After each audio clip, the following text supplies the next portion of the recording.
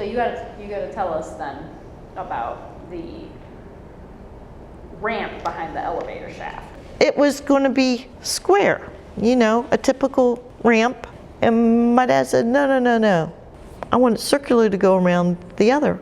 The county inspector says, you can't do that. You can't get the angles right. Yeah, the story behind the story, that's part of it.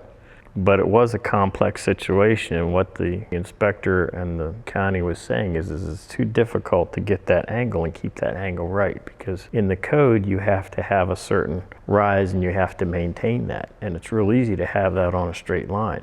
It's more difficult to go ahead and make sure that as you turn, because as you come into the center, the radius is shorter and the angle is the same, but the distance out here keeps changing, and so you have to design that in such a way that it doesn't start rocking one way or the other. You maintain that climb consistently through that turn. If you were to go in one of the classrooms, I think it is, on the first floor and rip up the carpet, which I don't suggest doing, you will find the drawing on the floor that we sat there and drew all that out on the floor and figured out what the distances are so that we could put it up there on that shaft.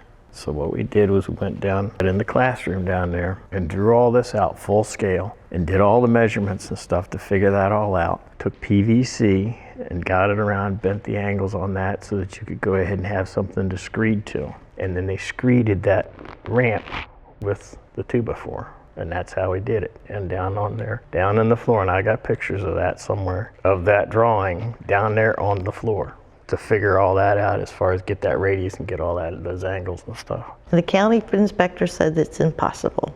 And he was amazed and come out there and checked. He says, yeah, it's good. Between Douglas and my dad, they got it all resolved in that ramp. And they put Marvin Drew, who was a dentist who had just retired, in a wheelchair and tested it before they ever did it all. But it was a lot of work.